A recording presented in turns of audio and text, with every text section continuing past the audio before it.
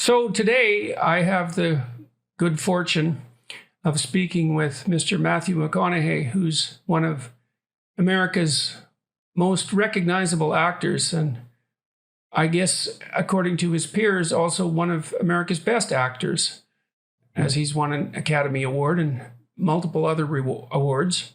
And we started to communicate about a year ago, and he's also been on my daughter's podcast. And Matthew recently wrote a book, Greenlights, which we're going to talk about today. I've read that, and I'm looking forward to discussing it. There's all sorts of things I want to talk to Matthew about, and so hopefully we'll have a stimulating conversation. That's my guess. So let's start with, well, we can start with whatever you want to start with, but let's start with the book, I think. Yes, sir. Tell me why you wrote it and when you wrote it and what you want people to know about it. Yeah, so I've been keeping journals since I was 14 years old.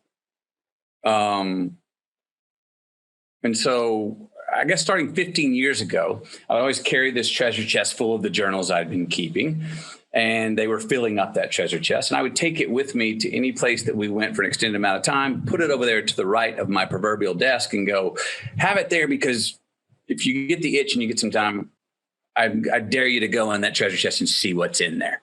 Well, I've threatened to open up that treasure chest and see what those journals held for the past 15 years. Didn't have the courage really to open it up. Didn't want to make the time to go in there because I was intimidated of looking back at 50 years or however many years of my life. I'm not one for really liking to look back over my shoulder. I'm somebody who likes to, I'm still someone who rather enjoys making the sandwich more than eating it. Actually, I like making my movies more than I even like watching them. I like doing things, moving on, and heading forward. So, well, you must have had some idea too when you were making those journals, at least in principle, that you owed an obligation to yourself at some point to look back over them. And I can see that would be intimidating because you're creating a task for yourself, a task of reconsideration and contemplation, I suppose.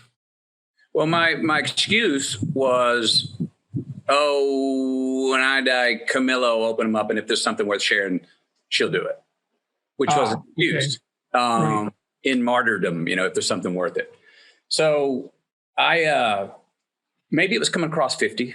Unconsciously, I didn't think about 50 as a number of a time to be retrospective, but I had some time on my hands, and I had read an article in the New York Times that a young man had written, and I liked the article. I go, oh, this guy gets me, in a way that it was the first article I read where he had weaved all different times of my career and life into a thread, instead of sort of like saying he was this then and now he's this, and this then and now he's this. So he'd strung them all together, and I liked his style of writing, and I asked him to come on and be a ghostwriter for a book. We met one time. It was a good meeting. We thought it was going to be a book, a little hardback book that you could put on the back of the toilet that every college kid could take to school and could open it up any page, maybe read a truthism or a bumper sticker or something, and have a little aspiration ahead about their day. Well, the New York Times pulled him off because evidently they weren't allowing any of the writers to work with celebrities. And just as he got pulled off, and I was in the room, my office with Camilla, my wife, I said, I think I need to find a new ghostwriter. And I stopped at the same time she stopped. And she said, you know what this means? And I went, yeah, I do know what it means, which is I need to go off and write it myself. So she said, I packed up all the journals. She said, don't come back until you got something. And I headed off with 15 gallons of water. I don't know how many pounds of red meat and my favorite libation. And I went away to the desert. The first 12 days were sort of no electricity, me with my journals, no cell reception, nothing like that. I wanted to be forced with nothing but my past, and find some entertainment in that at least. And I feared being embarrassed. I feared feeling ashamed. And I feared seeing a arrogant little SOB that I was in the past. And I crossed all those things in looking back at my last 50 years. But what I noticed was that a lot of things I thought I'd be embarrassed about, I giggled at. A lot of things I thought I'd be ashamed about, I had already forgiven myself for, or now forgave myself for. And a lot of the times where I was an arrogant little SOB, what I realized is that if I wasn't the arrogant little SOB at that time, I may not have had the confidence to put myself in a situation to get absolutely humiliated and humbled. So I sat down with the journals. I remember going into thinking it was going to be more academic, thinking that that's what it was. That's what it was. After day 5, I realized, no, there's actually more folk poetry in here and stories to tell than any academia. So I backed off and said, let's just see what the journals reveal themselves to be. And I ended up with 8 stacks of all the journals. I said, what are some themes? I had a big stack of stories, big stack of people, big stack of places, big stack of prescribes, big stack of poems, prayers, and bumper stickers. So I had these 8 stacks. I said, okay, now let's sift through those and see if we find a central theme. And that's where Greenlights came from. I found that I had engineered Greenlights in my life through responsibilities taken yesterday, which bore me freedom today. I found that I'd gotten just have no reason why good fortune landed in my lap. There was no reason why, but I said, well, let's make some rhyme out of this and do something with it. I found that also a lot of my yellow and red lights, those things that we don't really like that slow us down or make us stop, all had lessons that they revealed to me, which then made them green lights, or at least gave them green light assets.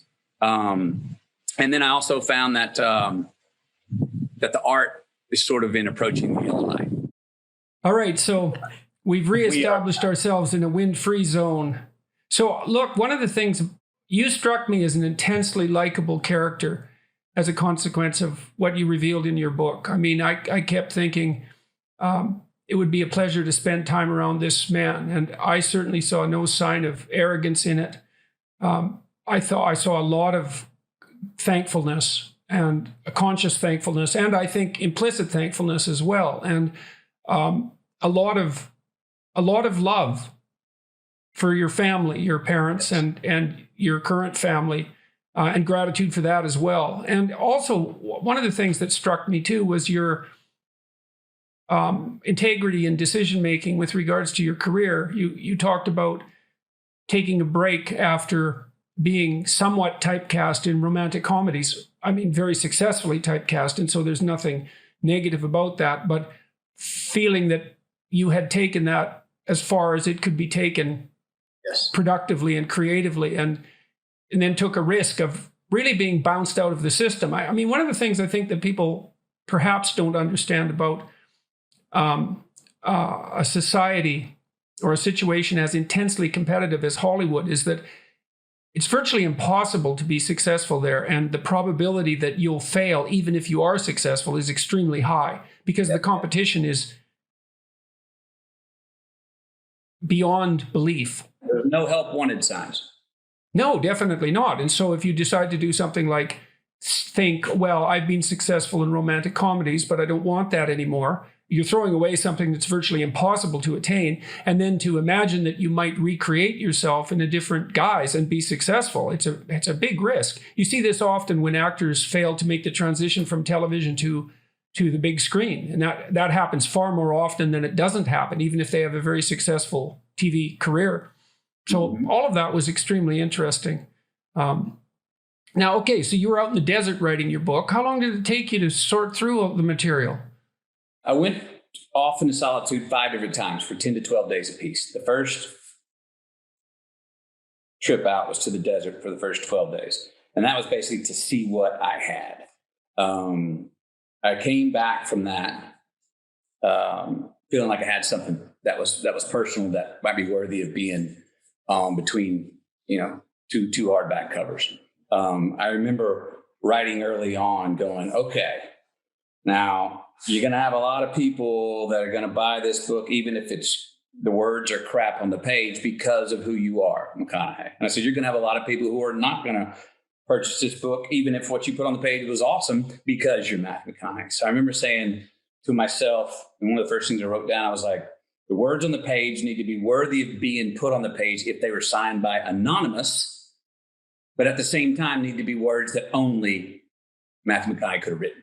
And that was sort of my little bubble of going, because this is not about, you've read it, it's not about a celebrity book. No, in fact, there's very little in it that's celebrity-like. I was actually struck by how infrequently you made reference to your to the milieu that you inhabited while you've been pursuing your career as an actor. There's no celebrity gossip in it. It's family centered and very intimate. I actually wanted, it left me wanting to know more about your career, and so we can also talk about that today, flesh that out. But so that was quite remarkable for, a celebrity memoir. Let's say it's a terrible way of phrasing it.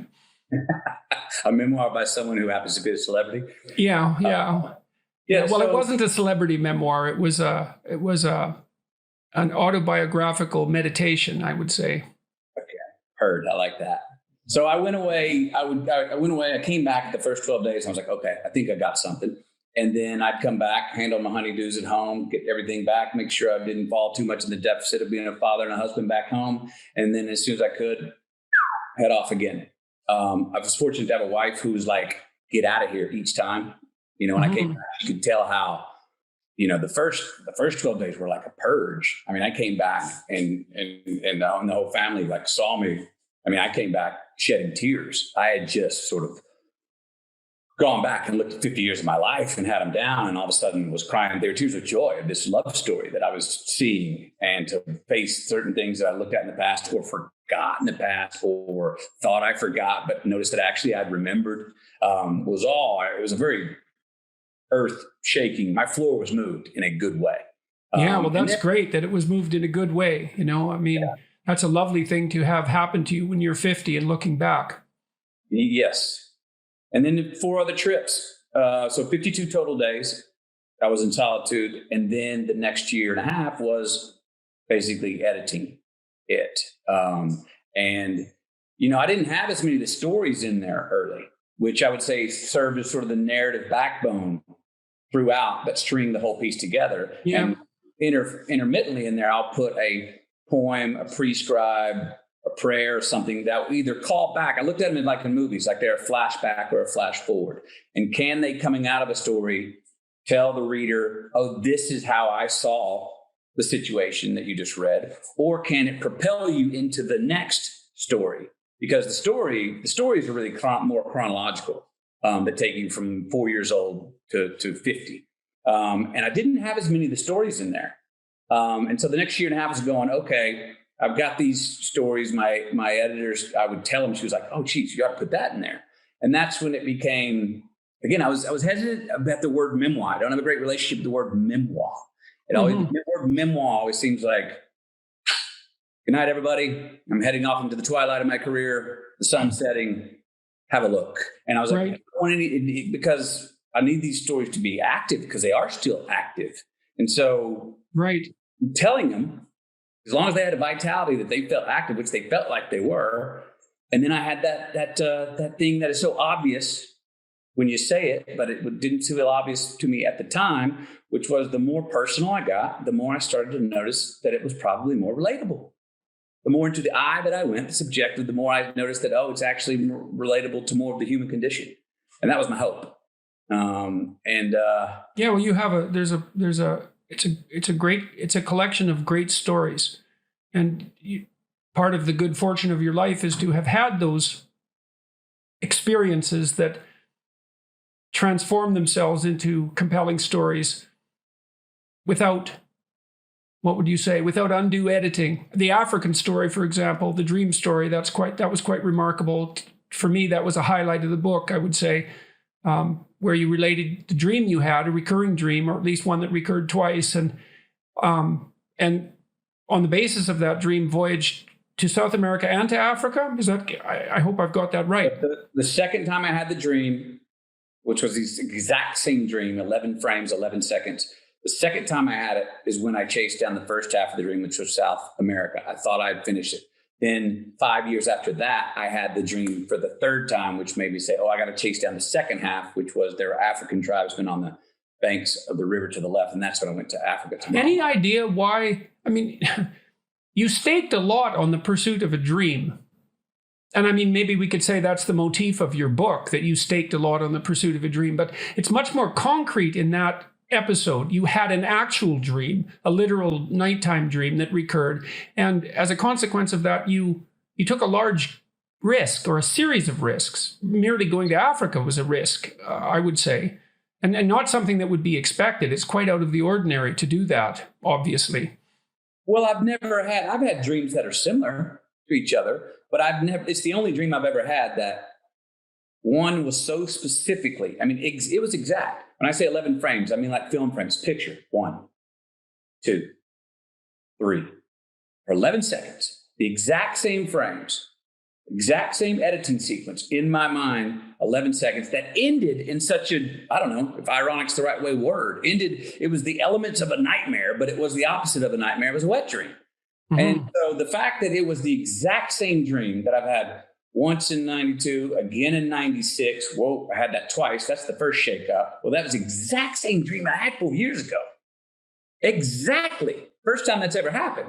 Oh, maybe that's a celestial suggestion here. Something is telling me. What do you think you specifically learned in pursuit of that? And have you had the dream again? My guess would be no, that you probably exhausted it, but I might be wrong. No, I have not. To this point, it seems that I fulfilled the dream in the trip to Africa, which was the two elements of the dream. One was the Amazon River, one were African tribes. Those are the two geographic elements that I knew that were crystal clear in the dream. So that's why I went to South America. That's why I went mine. I have not had it again. I mean, I'll say this. I'm always looking for a good reason to go for a walkabout. So I found a really good reason, a concrete reason there. And why were they wet dreams? There was nothing overtly sexual about them. There was, so they were, spiritual in that way is how I took them.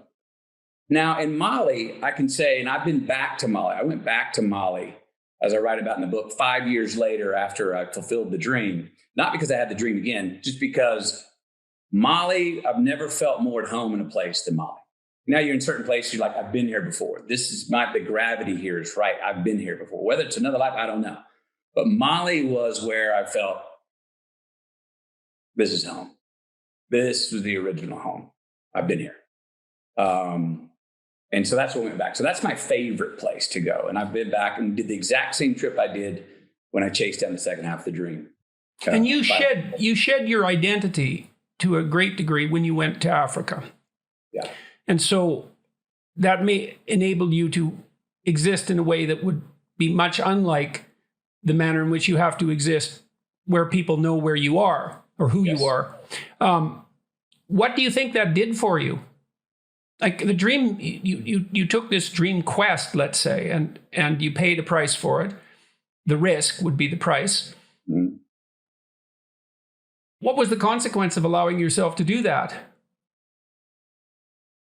That it was on me, that it was my doing. I could own it at a time of becoming famous. You go through, at least I did, and still do at times, go through, wait a minute, what's mine? What am I getting based off of my worth as the man I am, as the person I am?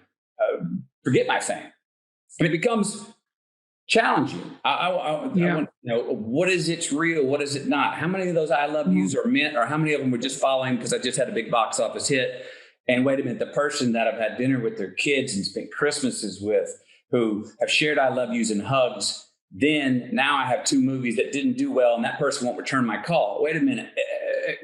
What all matters? What do I want to do? What are we doing here? So, if you have a reputation that has a life of its own, it becomes very difficult to distinguish between yourself and that reputation. Sure.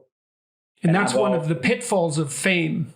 And lots of times you see people sacrifice themselves to their reputation. You see celebrities becoming impersonators of themselves. Yes. And it's a tragic fate, I would say. And well, that's when you go, who's wagging who? I've never wanted my fame to wag me. I mean, like, no. I understand I got famous because of who, to whatever extent, because of who I am. And what did I do? I could see in the book that you were snapping yourself out of your fame, even while you were doing things like the motorhome adventures, because you were living a life that certainly wasn't what I expected to read, that you would voluntarily abandon what so many people value as like the pinnacle of cultural achievement, say at the popular level, and shed all that and set out like any person who doesn't have that. Right. Well, what I was like, for instance, in the South American trip, and it happened in the Mali trips and all the walkabouts, I needed to go to a place where I'd just become famous too. I mean, my world was like, all of a sudden, all the options were mine. Mm-hmm. And 2 days before, none of those options were there. And now it was a world of yes. And I'm going, I only got 24 hours in a day and I would do any of this work. And you're now telling me I can do it all? Yeah. You're asking me to be discerning right now? And again, I went away to go, I need to go where someone doesn't know my name. I need to go away where no one's seen my movies. I want to go where there's no electricity. I want to go someplace where those hugs and tears when I say goodbye 22 days later are based only off of the man they met 22 days ago. Well, you managed to abandon them too. One of the problems with being famous is, and I suspect this is particularly the case with the kind of fame that you have, is that it must be very difficult to distinguish between people wanting something from you and people enjoying your company and liking you. And yes. It might even be difficult for them to distinguish between those things, because fame is a very difficult thing to deal with, even as an onlooker, even as a family member. You wrote about your mom's reaction, for example. She became a fangirl to some degree, and that would be definitely disconcerting. Yes, it was. Yeah, I had 8 years there where my mom and I needed a mother. And what on the other end of the phone was a fan of my fame, someone who wanted my fame more than I did. Right. Well, it shows you the power of that too, because your mother obviously cared for the person you were before you became famous, but absolutely. She was overwhelmed. And it's not surprising. I mean, to some degree, the entire Hollywood apparatus exists to manufacture fame that's overwhelming. That's its whole, I can't say that's its whole purpose, but that's what it uses to drive, let's say, to drive people to the theater. So to be victimized by that, to fall under the sway of that is unsurprising. It's surprising that it could be resisted. And that was certainly, you could certainly see that with your mother's response. Oh, for sure. And I'm sorry, I don't remember. Is your mom still alive? Yes, she is. She's 88 years young and with us right now. So, and has that situation rectified itself? Did she adapt to? We both adapted. Yeah. I got through enough time where I felt stable enough in my career that I was like, her loose lips aren't going to sink my ship. And actually, I let go the reins. And as soon as I said, "You go, Mom, here's the mic. Hit that red carpet line. You can talk to anybody. You tell, no filter. Sell whatever stories you want." 99% of the time, it's awesome. And I'm like, you know what? Let her enjoy it. And I was able to enjoy it. And then come to that, realization that, I wasn't going to change her. So because I couldn't change her, it's kind of like the sabbatical I took from the rom-coms. I wasn't going to change her, so I just had to kind of block her out for a certain amount of time that ended up being 8 years until I was stable enough to go for it.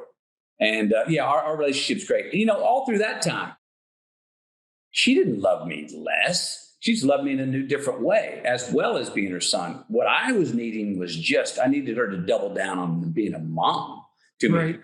Where instead of, she didn't double down, she didn't even cut it in half. She kind of was really wanting to know about the fame part. And I remember telling her things like, "Well, you keep wanting to come out here and see me, but what if I was an accountant in Chicago? Would you want to come see me as much?" And my two brothers were like, "You don't want to come see us as much. You want to see little brother." And we were like, "Yeah, we get it." So we call her out. And it was a strange 8 years. I never questioned her love for me, though. I knew we were going to be fine. I knew we weren't going to head to our deathbeds going on a bad note. I knew we were going to come out the other side. It was just a matter of when, and we did. it's nonetheless a good example of one of the unintended consequences of fame, right? Is that this very profound alteration in the nature of your personal relationships. So Yes. So I want to switch topics a bit. I've been watching you in True Detective, which my son recommended, and I'm really enjoying. I believe you said in the book that the script leapt off the page for you. It did, especially the words of the character Rustin Cole. Right, who you play. Marty Hart role that Woody played. Yes. You were offered that role. Yes. Yeah.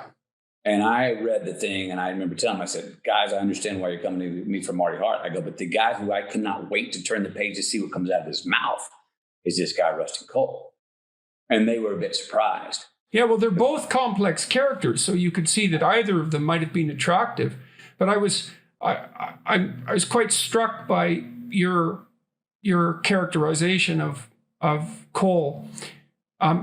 It reminded me of Heath Ledger, and that's why I wanted to talk to you about it. You play a dark character very well, if you don't mind me saying so. I mean, thank you. It's believable. I've known some dark people, and your portrayal is believable, very believable. And so that makes me wonder what price you pay for that. It's kind of a cliche, you play a dark role and it invades you, but it isn't obvious to me how you can play a dark role without it invading you. And then, or at least you have to allow something dark in yourself to come out and respond to that. And you're very different on the screen playing Rustin Cole than you are in a romantic comedy role, clearly. Mm-hmm. And it's somewhat surprising to see that transition, which I guess is why other people might be surprised by that too, which is why you actually had a bit of a hiatus when you stopped taking rom-com roles. But I'm curious, like, what were the consequences for you of playing that character in particular, but dark characters in general? The dark characters, the baddie, usually has so much more identity than the white knight, than the hero in stories that I read in scripts and things. The dark characters and are also they're always usually outsiders, and the consequence is that if I'm really going to portray one of those well, that part of myself, I'm putting myself on an island, and that excites me. I want to feel like the underdog. I want to feel like I don't have to pander to manners or graces. I'm living by different rules, and not even to prove a point, but just say in a Rustin Cole's position, someone who just, I didn't make big acting choices with Rustin Cole. I just did what I could to understand the text so well that I could just say it and not have to solicit it. Or again, Rustin Cole was a guy who preferred his own company to anyone else's, and that solitude. That was a vacation for me. Also, as a person who is a believer, to have to be inhabit a character who is not a believer at all, and here's why.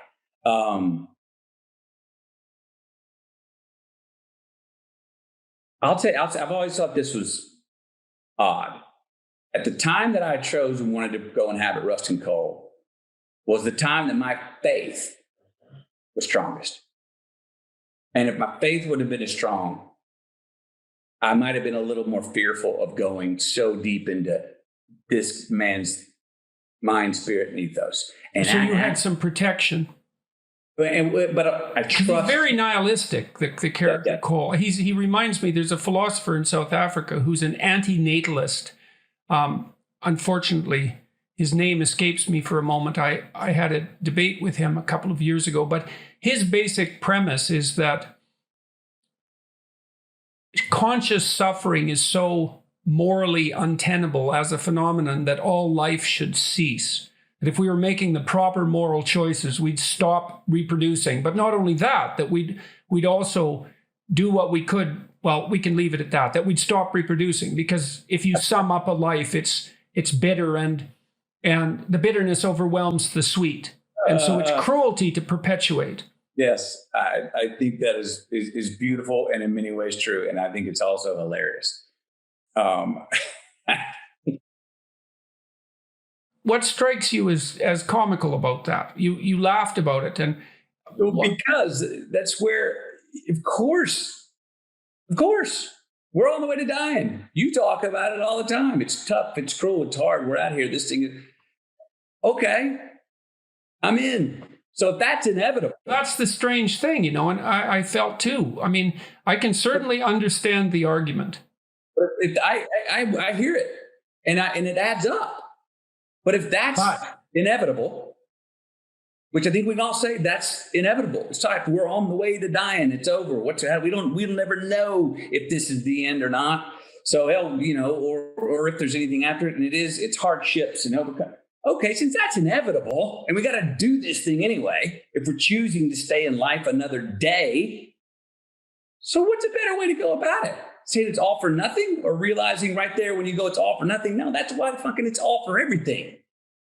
Yeah, well, they're in the same place. It also place. Seems to me that if your objection to life is its suffering, adopting an attitude that will make that suffering worse is probably not a reasonable solution.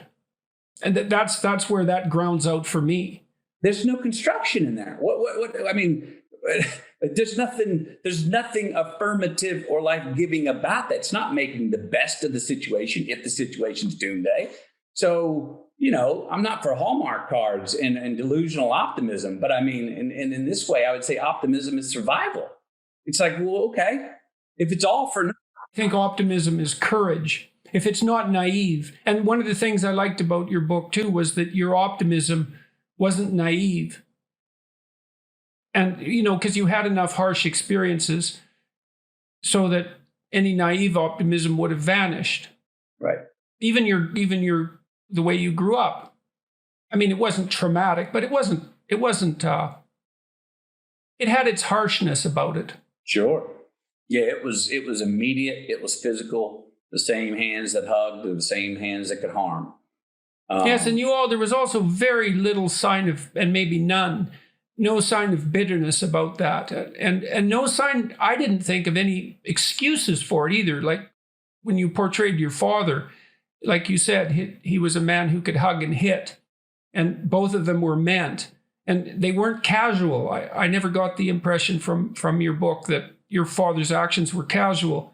His physical altercations with you and your brothers. It's a different ethos. It's not an ethos that's well understood today, I would say, or one that's ever appreciated. And I suppose that's because of its harshness. But I didn't detect any sign of bitterness from you emanating towards that. No, and I have none. While I choose to maybe give consequences to my children in different ways than my father and mother did,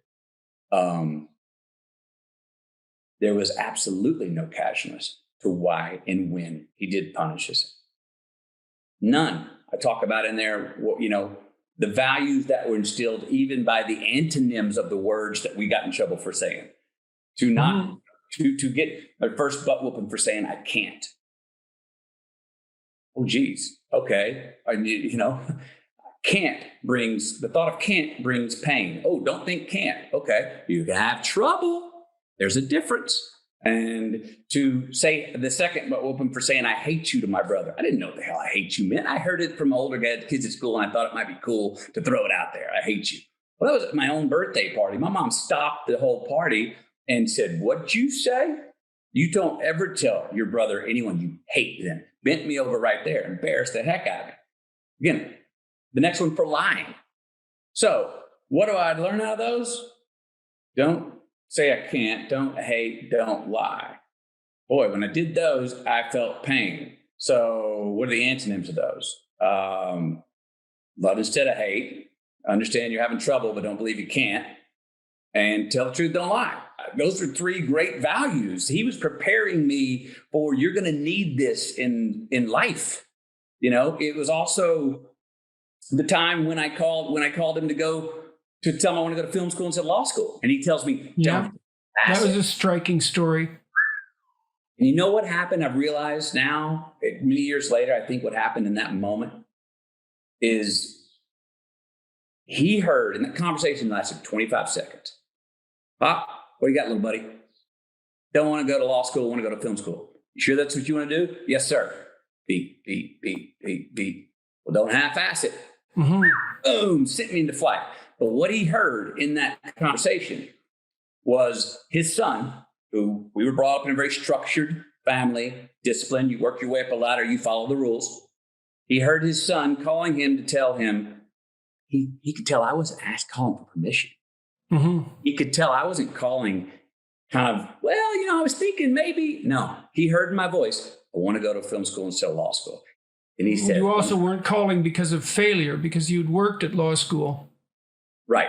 But he heard that I was not bluffing. I was not really calling to ask his permission. And in that moment, I think he heard what all parents want to hear. Yes, my child's going their own way. They broke out the mold. Yeah, well, what you'd hope every parent would want to hear. I hope so, but you know what I mean? Yeah. You can't come. I had plenty of times before that I asked him for things where I was bluffing, and he could tell. Where, Dad, will you please get me the skateboard elbow pads and knee pads? I really want to be a skateboarder. Are you sure, son? Yes, sir. Shit, I did skateboarding for 3 weeks, and then they gathered dust and got cobwebs. Damn it, that was a fad. I talked my dad into doing something, and I didn't follow through on it. But he heard this time a resolve and a clarity in me, and I think on the other end of the line, he was going, that's my boy. That's what I want. Well, for him to give you the green light that rapidly, the situation must have been set up properly. And for the green light that he gave you to be accepted by you is exactly that, as encouragement. Yes. The situation must have been set up properly. Okay, so you talked about playing Cole in True Detective and that you were protected from his dark excesses, let's say, by your faith. Why did that provide you with, in what way did that provide you with protection? It's a striking thing to say, especially given his attitude is Mephistophelian. There's a character in Goethe's Faust, Mephistopheles, who's Satan himself, and his essential credo is that everything that lives should perish because of the sin of its existence, essentially. And so that's Cole in a nutshell, right? Yeah, and it's a logically tenable argument, but it's one that needs to be rejected holistically. I shouldn't use that word. I hate that word, but you don't reject that argument rationally because it's a rationally tenable argument. You have to reject it with your whole being instead and say, well, despite this, I'm going to live, and I'm going to try to live in an appropriate manner. Yes. But you said your faith protected you from Cole. Well, it was one of the things that allowed me to fully go into Cole and fully believe Cole and get down and live it and look at the world through that lens. Right. I had already had a few year run of my life where I was quite agnostic. My agnosticism was not about trying to prove the disbelief of God's existence. My agnosticism was about me going, you sure have been letting yourself off the hook, McConaughey, Mr. Fatalist. Oh, I'll forgive you again because you're being a repeat offender and I'm kind of tired of it. Put your damn hands on the wheel, man. Talking to myself. You're driving here and quit going to this, I can pray and be forgiven, but you're repeat offending. Cut it out. I had gone through a few years earlier in my life of agnosticism where I was not so much trying to prove a non-existence of God as I was trying to have understand more self-reliance and self-determination on myself because I'd been letting myself off the hook. And how was that related to the agnosticism, do you think? Because you put those together in the way that you're relating this story. Well, I needed to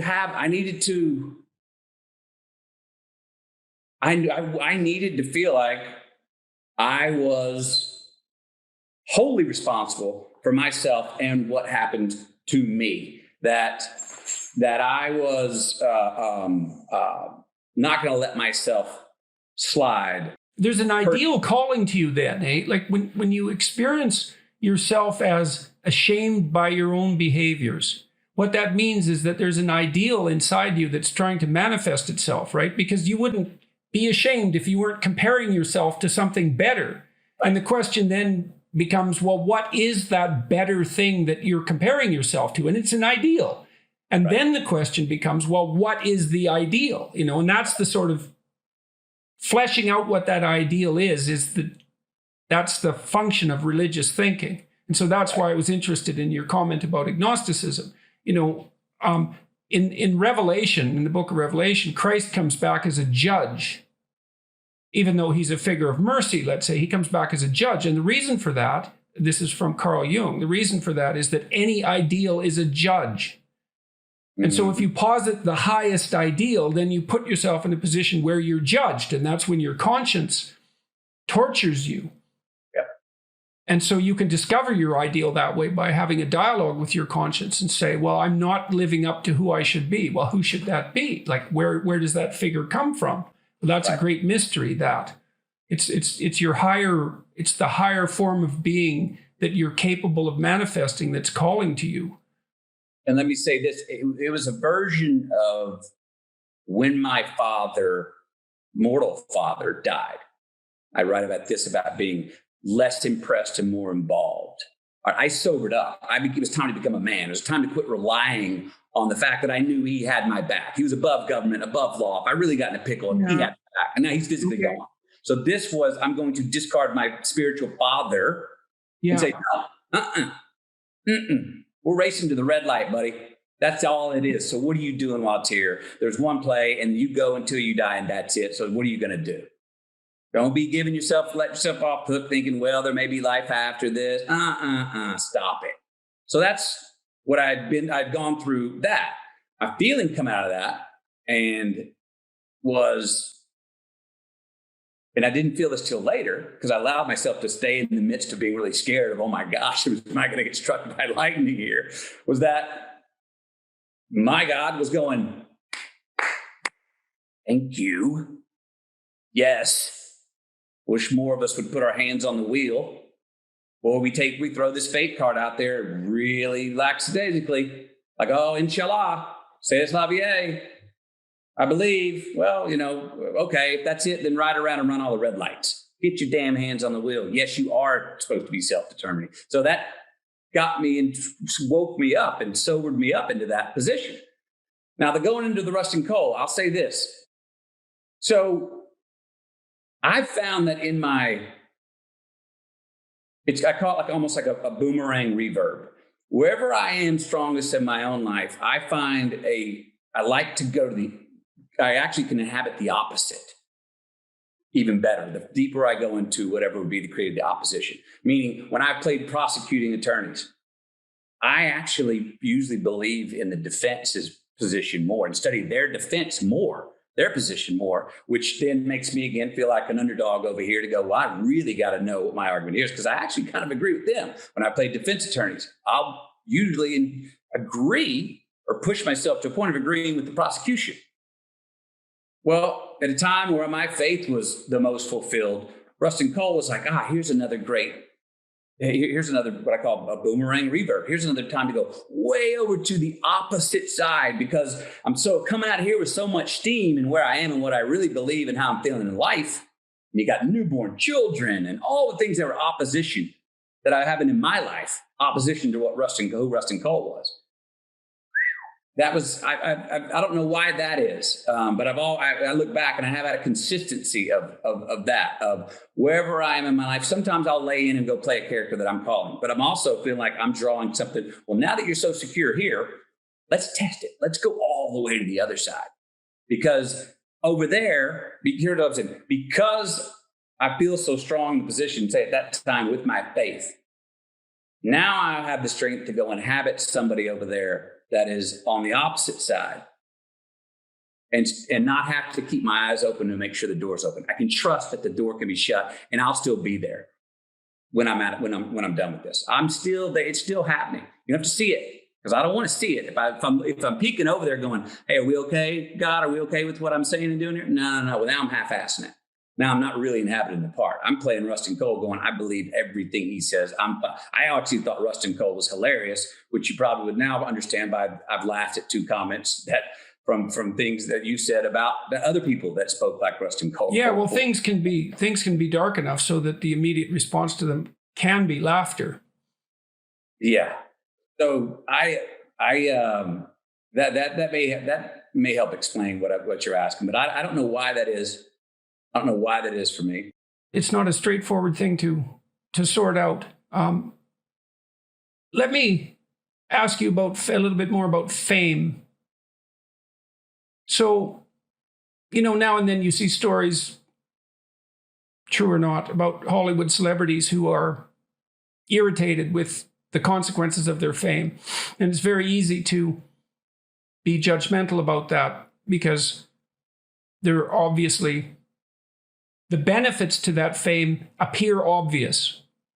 Monetary gain, access to opportunity, the benefits, I suppose, of the ego benefits, perhaps, of being known rather than unknown. Sure. And then, especially in the Hollywood community, I would say it's more difficult to generate sympathy for celebrities who are hurt by their fame because the price, it's so obvious that that's the price that has to be paid to be successful in something that's mass marketed, like a movie where your face is associated with the product, right? You can't extract out the success. You can't distinguish between the success and the fame. But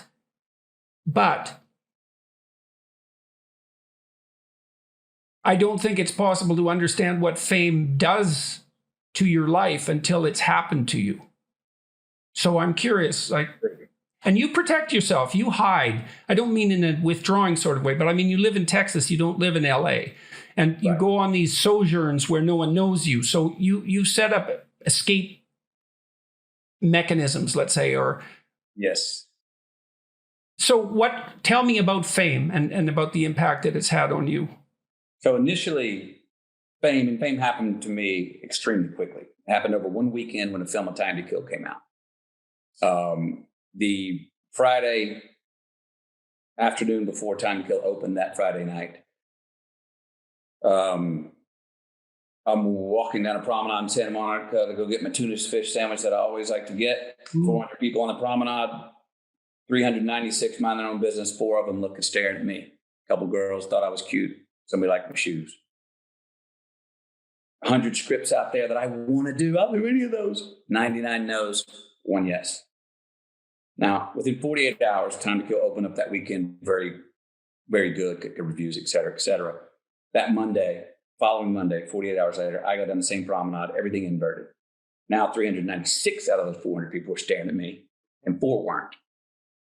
And no's, check and fly, what have you. Now, those 100 scripts that were 99 no's and 1 yes inverted. 99 yes, please do this. And 1 no. Whoa, the roof has been taken off. Oh my God, you're so good. I love you. Oh my God, I'm so sorry about Miss Hud. Number one, who are you? How'd you know I had a dog? How'd you know her name was Miss Hud? And how'd you know she had cancer? Whoa, you just skipped 4 things.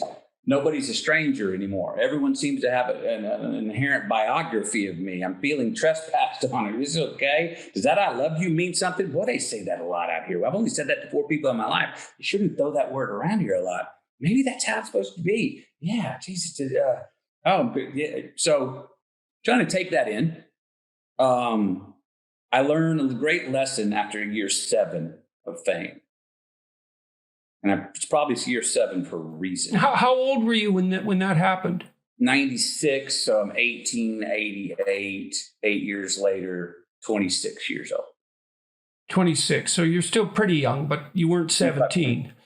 So you had some maturity. You had some maturity at that point. Thank God. Yeah, I know more of what I know more of what I'm not than maybe more than what I do or what I am. But I'm aware enough of who I don't want to be. And I'm aware enough that that I need some discernation in this now optionless yeses that are coming at me in my world. I'm aware that that I need to, again, be less impressed and more involved and go, hey, now that I have the chance, now that I've got the wheel and I can go wherever I want, where am I going to go? Which was the first unbalancing sort of very scary proposition, which is why I took off the first couple of times to the monastery and then to Christ in the desert. Hear my damn self think, try and decipher and disseminate what matters from what, who am I in this, what do I actually want to do, what do I not want to do, what I want to make stands on. Look, I remember for a while there, I had my life was so many like things on top, the frequency of events were on top of me, from just walking down the street to interviews, to talking to somebody. My life was being recorded. The world was now a mirror. And I remember feeling almost numb. I couldn't put a demarcation between the life, the fame I'd just gotten and myself. So I remember telling myself, well, since you're kind of numb, I took the old Abraham Lincoln thing. I was like, just be a gentleman and don't lie. All right, just stick to these two things. And I gave some boring ass interviews, but I was a gentleman and I didn't lie. But I just said, like, don't even try and get colorful. Don't even try and have an opinion on anything. Just right now, ride through this and be a gentleman and don't lie. And I gave the same interview 50 times in a row over quite a few months. Yeah, well, there is something to be said when you're exposed to that degree to adopting a strategy of don't do anything stupid for a while. Yes. It was, surviving on the way to what could possibly become thriving, but it was holding my head above water and going, you just keep knocking them down. You'll take some time off. You'll get some time off to let your memory catch up with you later. So to begin with, it was a shock, and you developed some strategies for dealing with it. What about over the longer run? Now you've been well known for, it's got to be 25 years, eh? So 32 or 33 years old. I wake up and it clicks for me one time that, you got to get the joke in Hollywood. And the joke is, it ain't personal. It's business. Right. And that's not a particular joke to Hollywood. Maybe it's a particular joke in life a lot, in business. But that made me go, okay. Don't take it so personally when that person I talked about earlier won't even call you back because your last couple of movies have failed and you spent, you were on the list to be their children's godfather 5 years ago. Don't take that personally, or don't take it personally when that person now, because you did get hit, is calling you and wants to go out and hang out again. Don't even bring up that, hey, you wouldn't even answer my, don't even tell them you understand the score about how they wouldn't call you then, but now they do now. Well, that's a good technique to avoid resentment. Yes. And resentment is so toxic. It's so toxic. Well, that's what getting the joke of not understanding that wasn't personal. Yeah. I've done that with people who are looking for work, because it's difficult to find a new job. And you're going to get turned down a lot in all likelihood. You're going to send your resumes out to 50 places and get one positive reply. If you're, you can expect that. It might not be that bad, but it could be. It's not personal. Most of those jobs don't even exist. It has something to do with you, but not that much. There's a huge situational factor there, and you have to take that into account. Yes. Well, it's similar to we lose a loved one. For me, I lose my father. Well, after he dies, after he moves on from this life, I find out some facts where the message and the messenger were not simpatico. What he was teaching me and what he was actually doing, there was a gap between those things. And I was like, what? Inevitably, right? Inevitably. You actually want that from your father. You want your father to teach you better than he is. Yay. Yay. But the first feeling can be, and I've seen people get a lot of resentment. Oh, yeah. From betrayal. That. Yeah. And it's true. It is a betrayal. Yeah. But what, you want your father to put forward the worst version of himself and use that as what he teaches you? See, this goes back to that nihilistic view. If it's all for nothing, then come on, let's make it all for everything. I'm with you on that. So my father moving on, it happened pretty quickly for me of going like, oh, I get it. He's wanting me to be better than he is. He's wanting me to do better. I get it. Bravo. So, but I could tell maybe if that had happened 2 years earlier, I wouldn't have been in the emotional space. I might have been. Because it was flabbergasting. It's like meeting a hero. and they turn out to be an asshole. And you're like, well, they're very likely to turn out badly in comparison to your idealization of them. 100%. But at the same time, you go talk to your favorite musician who you followed, who you formed your version of patriotism and fairness in the world, and you go meet them, they turn out to be an asshole, and you go like, they don't even believe in what they wrote. You're like, what? But if flawed people were incapable of creativity, we wouldn't have any creativity.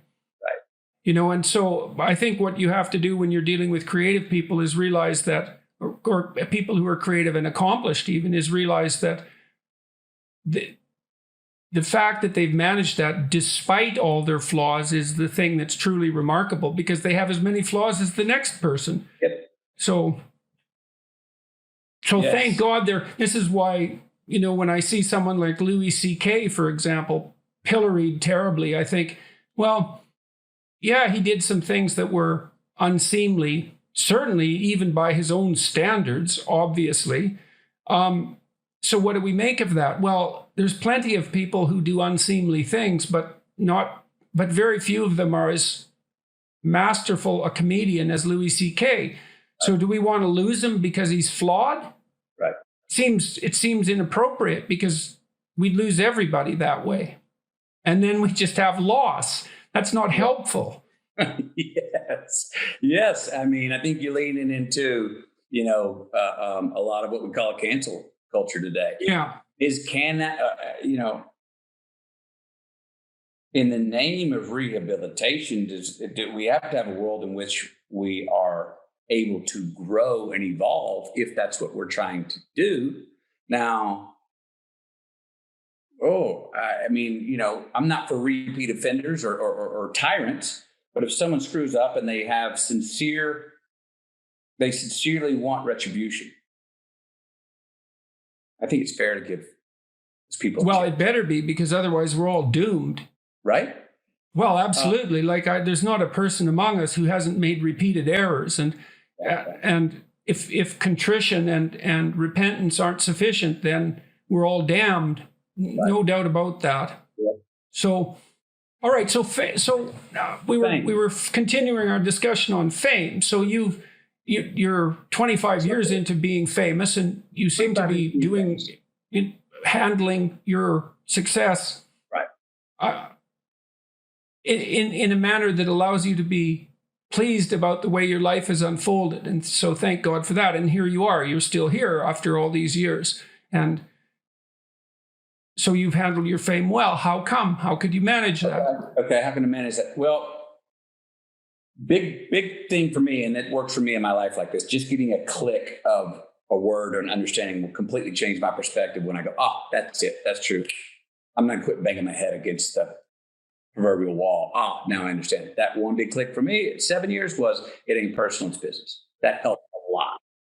So now I'm going, okay, I understand the impermanence of this. Just roll, dance with this guy, dance with it. Next one, that was just sort of a behavioral perspective, even though it sounds like a cool one-liner, was when people would ask, or I would myself run into an inconvenience of fame, a paparazzi or whatever, someone looking over the wall, not be able to go outside. I was like, I'm not going to gripe about it, because that check is already cashed. Right. That's right. I can't go back. If it's inevitable, I'm going to figure out a good way to get through this. I then started to say, okay, well, when you're watched in life, Matthew, and a camera's on you, notice how you speed up and you get a little nervous?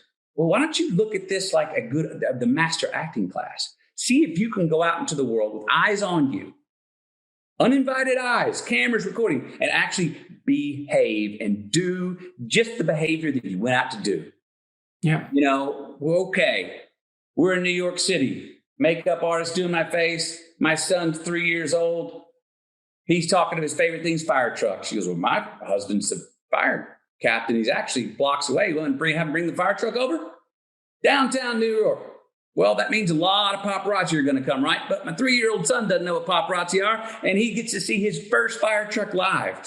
Geez, do I go down there and show my son's first fire truck, or do I tell him, no, son, we're not going to see the fire truck because you'll understand it later. There are people with cameras. I'm like, F that, man. My son wanted to see his first fire truck is much more important and came before any right that anyone's got that inconvenience that comes with my fame. We're going to see the damn fire truck. Well, he does see the fire truck. He sees the fire truck. Cameras all around. He didn't understand what it was. I'm sitting there going like, this was about letting my son see the fire truck. I'm trying to live my life, and I check with myself.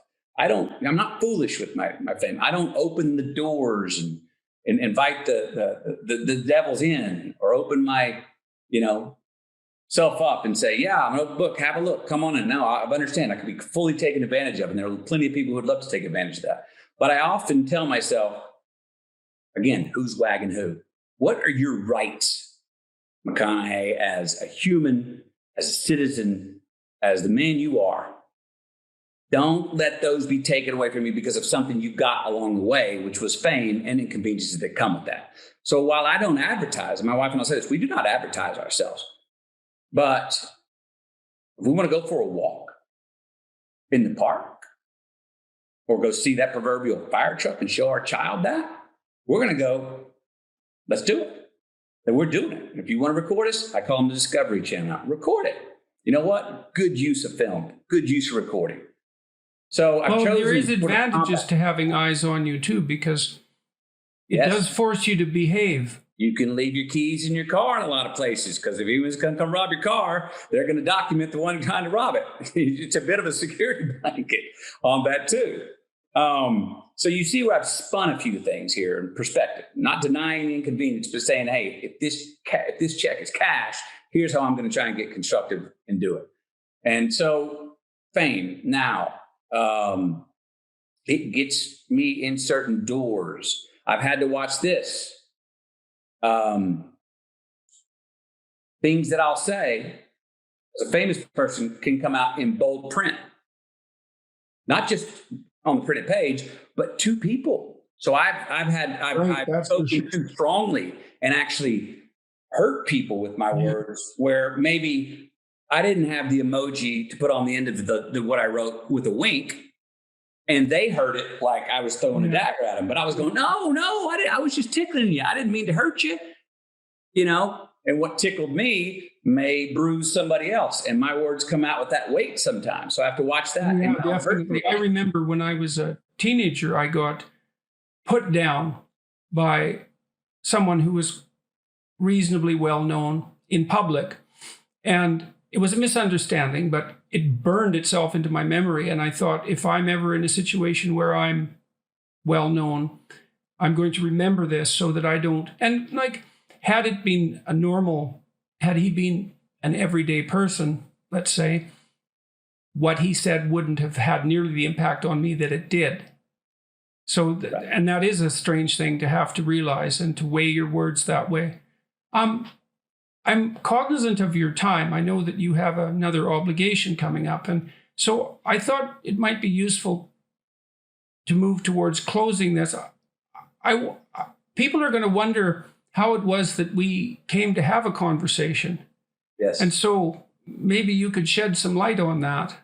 And because I'm curious about it as well. I got turned on to you from a friend of mine about 4 years ago, maybe 3 years ago.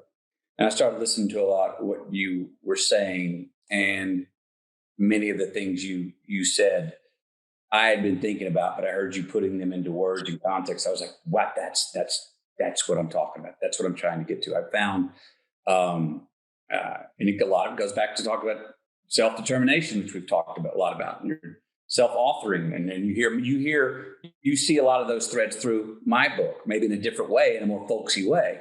But a lot of what you've said gave me confidence to go, I'm going to put my story on paper. So I thank you for that. And that's why I thank you. My pleasure. In the back of the book. I reached out to you, I guess a year and a half ago or so, and you and I chatted, and I've stayed in contact with your daughter. Your definition, one of the great simple things, I said earlier, sometimes just to understanding a word differently. I've always had trouble in a tough relationship, an awkward relationship with many words, but my two that I've had the longest trouble with are vulnerability, and humility.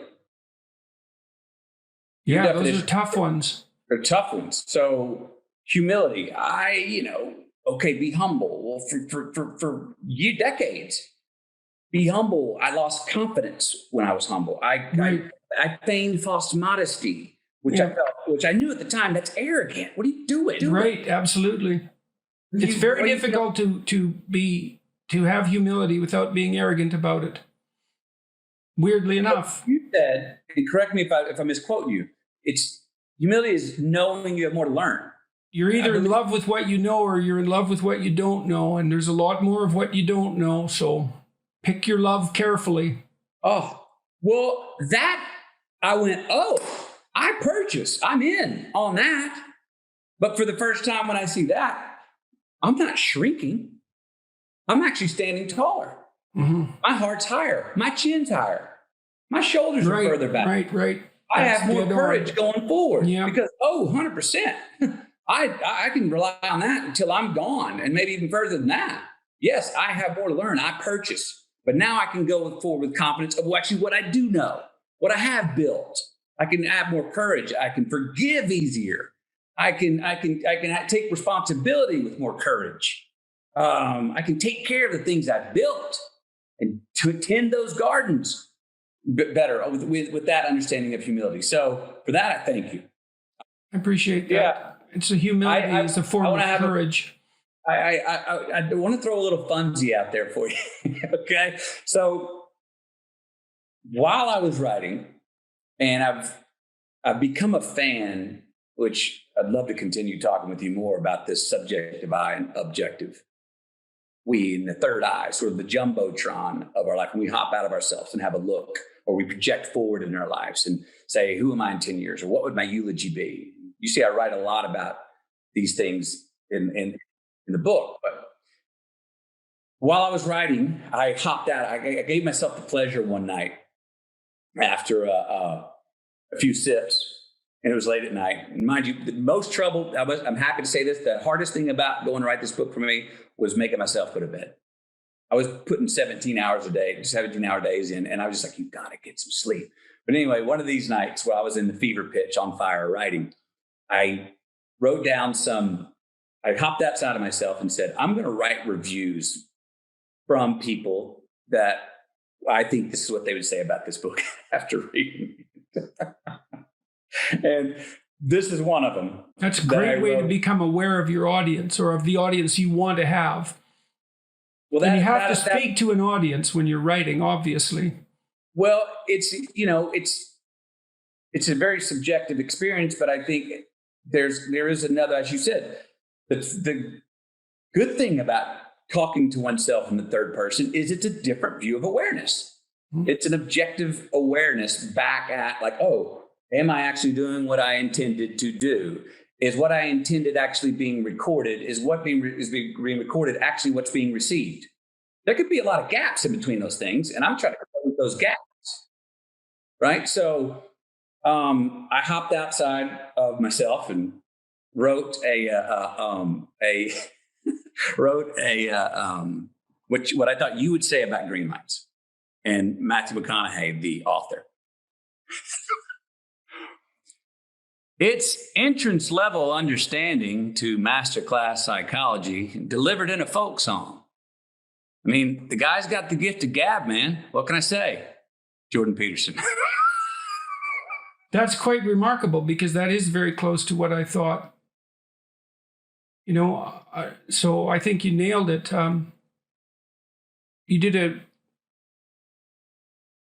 It's very difficult to put forward a message without being propagandistic, and the best way to do that is to tell stories.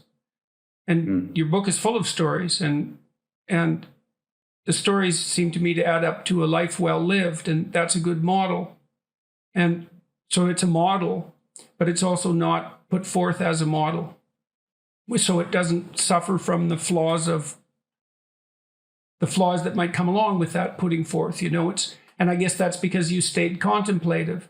I mean, one of the things I've tried to do in my lectures is to remember that I'm lecturing to me as well. I'm part of the audience. If I'm talking about how might behave. I mean, I don't think that I'm outside of the problems that I'm discussing. Those two are not a contradiction. If more of us can understand that, we're talking to ourselves as well. Yes. Well, it takes the sting out of things, and it keeps you on the ground.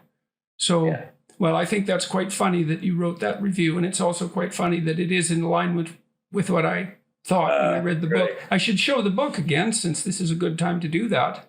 And that's the cover of with my picture on it, but underneath that is the really cool thing. That sort of is the symbol. That's the metaphor that I'm playing with, which is all the red and yellow lights that we have in our life, the hardships, the crises, in the rear view mirror of life, at least via lessons learned, will reveal green light assets that we needed. It's not denying the crisis, of even the death of a loved one, but it is saying, oh, there were lessons even in that. And I would offer, I wondered, Jordan, if some of these lessons we know we're going to learn them when we're in the crisis. Some we don't know till next month. Some we're probably not going to know till our deathbed. And I would argue that some will never be realized until maybe our great grandkids realize them 3 generations from now.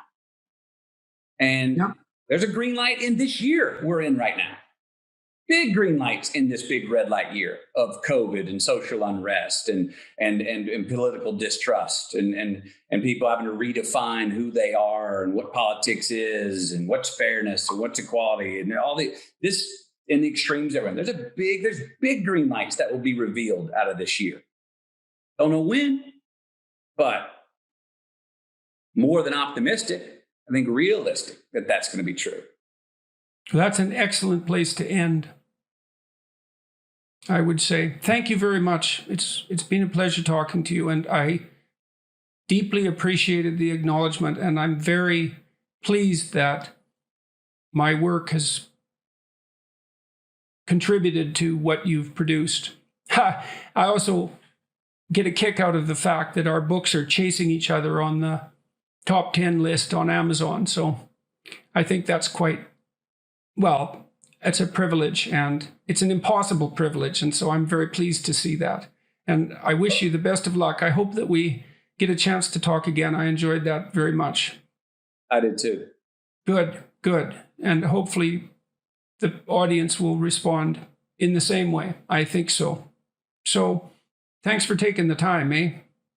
My pleasure, Jordan. I very much appreciate it. I look forward to the next time. Good to see you, sir. Good to see you too. Ciao.